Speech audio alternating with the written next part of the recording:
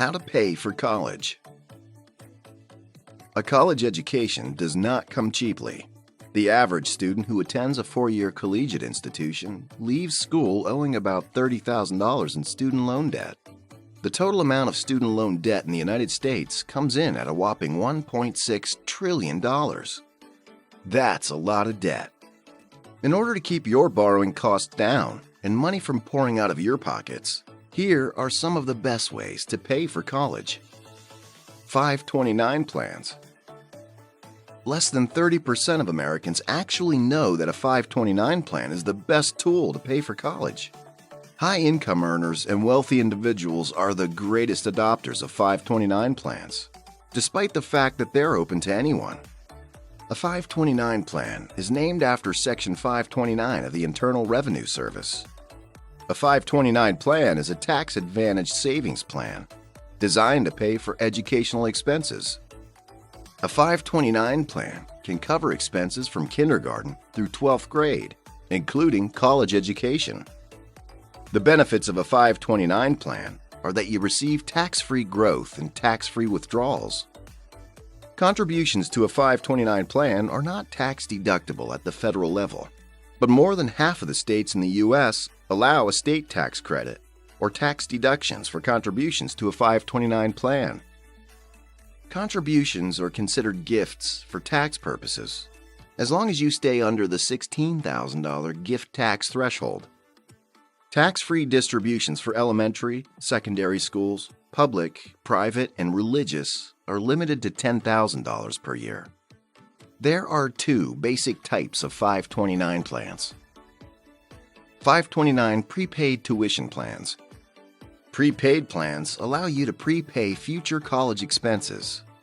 You purchase tuition credits that'll cover your future tuition costs. These plans fully cover the cost of attending college at an in-state public institution. Prepaid plans are only offered in a handful of states, and they strictly cover tuition and fees. Prepaid plans lock you into a lower tuition rate, but they also lock your child into attending a state school. If your child selects an out-of-state school, then you may be on the hook for additional tuition payments and fees. 529 college savings plans. The best 529 plan to get is the 529 college savings plan. College savings plans have greater flexibility and can be used at any academic institutions, both public and private schools. They can pay for undergraduate, graduate, professional, technical, and trade schools in any state. College savings plans are invested in mutual fund securities, which have the opportunity to grow your contributions to a greater rate over time. College savings plans have greater risk than prepaid plans, which also means greater return potential. You can enroll in a 529 college savings plan whenever, but prepaid plan owners are subject to open enrollment periods. 529 college savings plans allow you to use funds for computers, books, supplies, equipment, and more educational expenses other than just tuition and fees. The earlier you start your child's 529 plan, the better off you are. You can name anyone as the beneficiary of a 529 plan, including a child, a grandchild, any family member, a friend, a neighbor, yourself, or anyone. You can buy a 529 college savings plan for any of the 50 best states. You don't have to enroll in your state's plan. You can pick the plan whose returns, investment style, and administrator that you like the most. You can start saving for your child in a 529 plan even before the child's birth. You can list yourself as the beneficiary of the plan, and then switch the beneficiary's name to your child after his or her birth. You can open a 529 plan at any major bank or broker. Coverdell Education Savings Account. Coverdell ESAs are similar to 529 plans in offering tax-free growth and tax-free withdrawals. This plan can be used for K to 12th grade and college, just like a 529 plan. Coverdell ESAs can cover tuition, room and board, books, technology, uniforms, and any other education-related expenses. Coverdell ESAs have an annual contribution limit of $2,000 per year. Education savings accounts cannot be contributed to once a child reaches the age of 18, whereas a 529 plan can be contributed to for anyone of any age.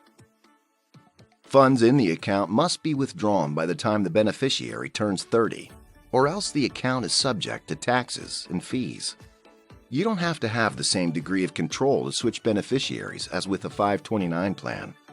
Your child controls the funds and can use them for non-educational purposes after the age of 18. Coverdell ESAs and 529 plans are both subject to tax if not used for educational purposes. You can have both a 529 and a Coverdell Education Savings Plan to save for college. Coverdell ESAs do have income limits, however. High earners may not be able to contribute. Single taxpayers whose modified adjusted gross income falls between $95,000 and $110,000 are subject to gradual phase-outs of contributions. Married taxpayers whose MAGI falls between $190,000 and $220,000 are subject to contribution phase-out as well. You can open a Coverdell ESA at any major bank or broker. Scholarships. Who doesn't love free money?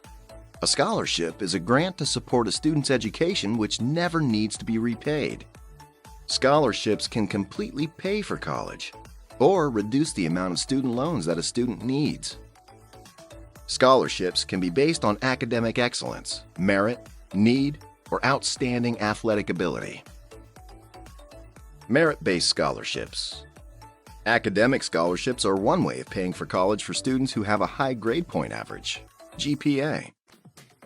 A GPA of 3.0 or higher can qualify a student for an academic scholarship at some institutions, whereas highly competitive schools will require a minimum GPA of 3.5 or higher. Colleges offer partial and full scholarships based on the student's academic performance in high school. Higher GPAs qualify for greater assistance. Academic scholarships look at consistent academic excellence, community service, volunteer activities, leadership abilities, and clubs and organizations joined. SAT and ACT scholarships. High SAT and ACT scores can serve as another way of earning a college scholarship. SAT scores of 1200 and up and ACT scores of 26 and up allow a lot of students to earn scholarships to colleges. Some students have earned SAT scholarships for scores above 1,000 and ACT scores above 24. The SAT-ACT requirement depends on the academic requirement and scholastic competitiveness of the academic institution. A 1,400 score may qualify a student for a full ride at a public institution, while the same score would not qualify you for merit-based assistance at a school like Harvard. Public schools typically offer more scholarship opportunities based on GPA and SAT scores than private schools. You can find merit-based scholarships by visiting college websites or typing into Google the university's name, followed by merit-based scholarships. Athletic scholarships. Athletic scholarships are based on a student's athletic ability and contributions that will be made to the university in sports. The best chance for getting a full-ride athletic scholarship for men is by playing football or basketball at an NCAA Division I institution. Women can earn full scholarships in basketball, gymnastics, tennis, and volleyball. Students in other Division I sports can earn full athletic scholarships, but it's less likely due to the division of revenues. Students can still earn partial athletic scholarships, which will still cover a large portion of tuition. The top 10 athletic scholarship sports for men in the NCAA and NAIA are gymnastics, fencing, ice hockey, football, golf, skiing, rifle, basketball, baseball, and soccer. The top 10 athletic scholarship sports for women in NCAA and NAIA sports are rowing, equestrian, rugby, fencing, ice hockey, golf, gymnastics, skiing, rifle, and soccer. NCAA Division I, Division II, junior colleges, and NAIA schools offer athletic scholarships. You can obtain athletic scholarships by communicating with college coaches and recruiters. Send a coach an email with your information and links to highlights uploaded to YouTube or your school's athletic website. You can also send a coach a copy of your game footage and a copy of your schedule so a scout can come see you. Need-based scholarships. Colleges offer scholarships for students who come from low-income homes and are able to demonstrate significant financial need. Need-based financial aid often comes in the form of grants.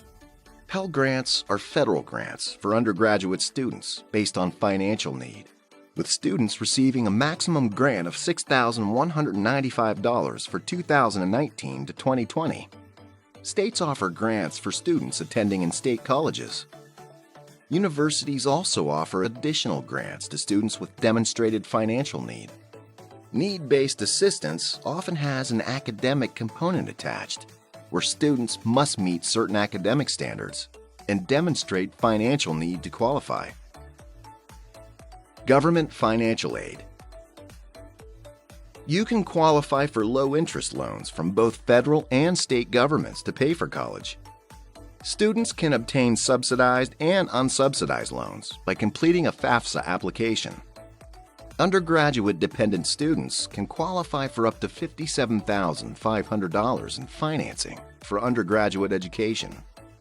Graduate and professional students can qualify for up to $138,500 in financial aid. Independent students can receive up to $31,000 in the form of grants, loans, and work-study programs that are available. Private loans. Private loans are often the last resort of those seeking to pay for college because of the higher interest rates charged and difficulty of obtaining financing. Private loans from banks and other institutions require a higher credit score and often have higher interest rates than student loans offered by the government. Also, borrowers who are not creditworthy will require a cosigner. Sallie Mae is the largest private student loan company, lending money to over 30 million students at undergraduate, graduate, and professional school level. Sallie Mae is the most well-known lender because it used to be a government entity servicing federal loans. There are other lenders who offer private loans for borrowers seeking education financing, including Citizens Bank, Discover, Common Bond, LendKey, Earnest, PNC, SoFi, Laurel Road, and Wells Fargo.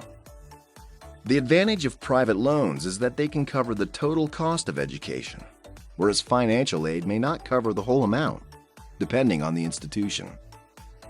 Now you're equipped with all the information you need concerning how to pay for college. Start early. Research all financing options and stash as much cash as possible in investment assets so you can come out of college debt-free.